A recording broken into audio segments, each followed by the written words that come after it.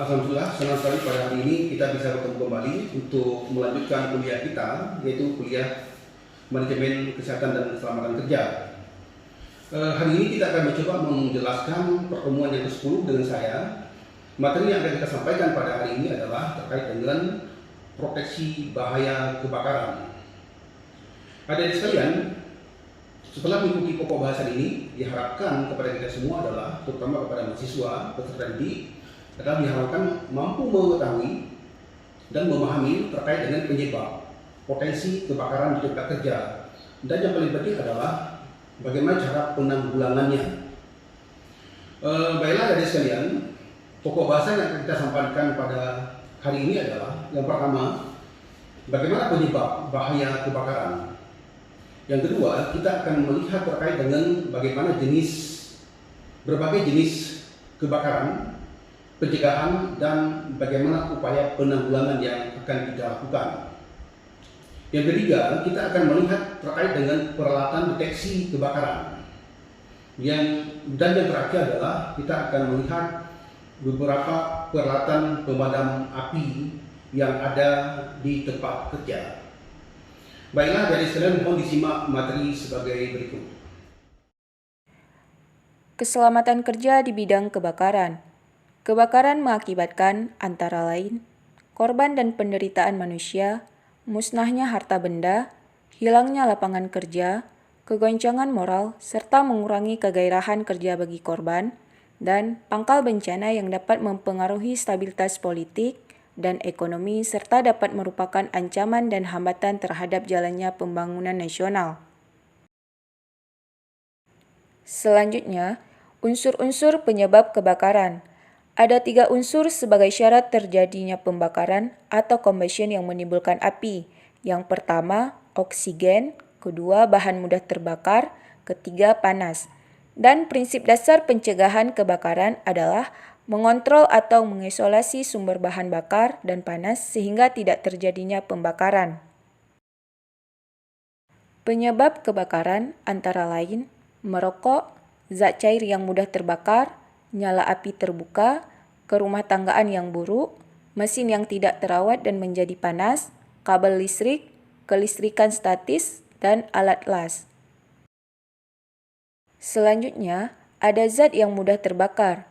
Sifat-sifat bahaya kebakaran bahan tergantung pada titik nyala, suhu menyala sendiri, sifat terbakar karena pemanasan, berat jenis, pembandingan berat uap terhadap udara, sifat bercampur air, dan keadaan fisik.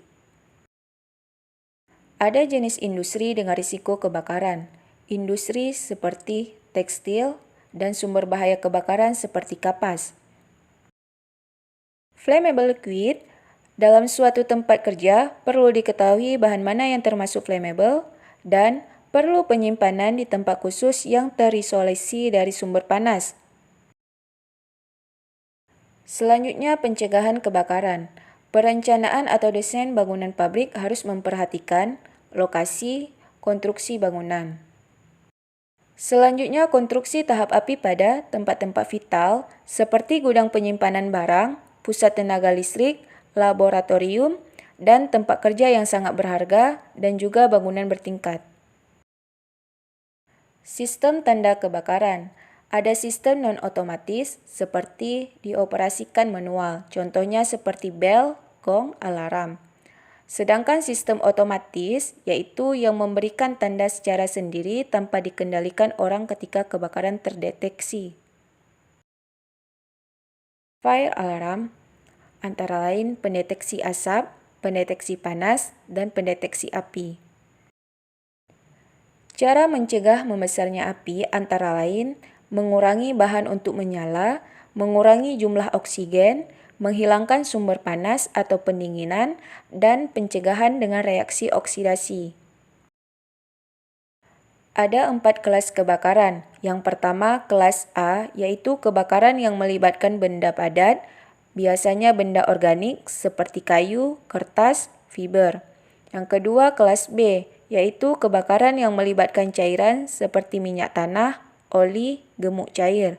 Yang ketiga, kelas C, yaitu kebakaran yang melibatkan gas seperti metana, propana, butana, dan lain-lain.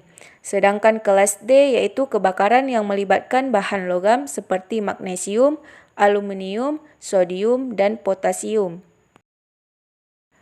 Selanjutnya, usaha penanggulangan bahaya kebakaran.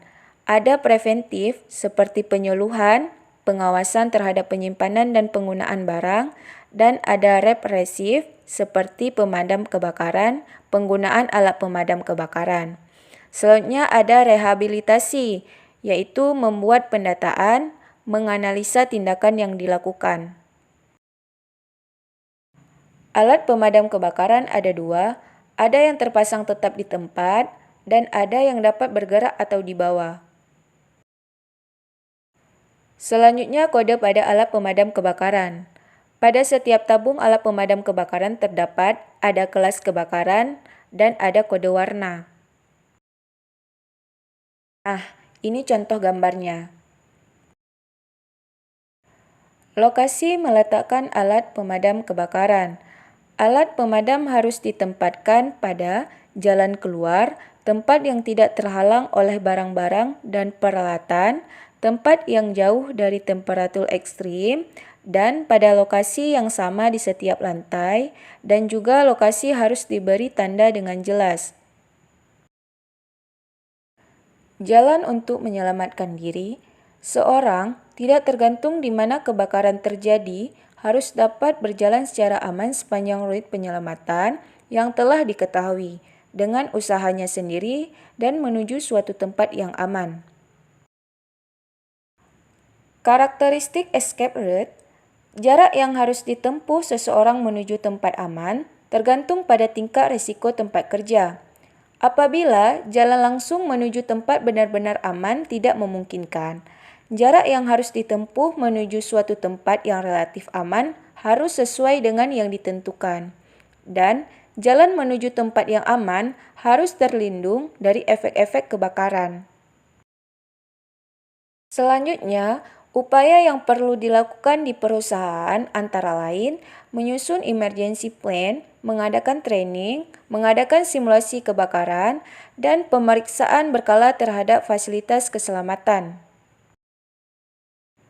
Emergency plan tujuannya yaitu setiap pekerja akrab dengan semua prosedur keselamatan terhadap kebakaran, sehingga pada saat terjadi kebakaran dapat mengambil langkah yang tepat dan mampu menyelamatkan diri menuju tempat yang aman. Mencakup prosedurnya antara lain mengoperasikan sistem alarm, memanggil petugas dari Dinas Pemadam Kebakaran, mengevaluasi pekerja apabila dimungkinkan, memadamkan api, dan menghentikan mesin, peralatan, dan power supplies, menutup pintu, dan bekerja sama dengan petugas Dinas Pemadam Kebakaran.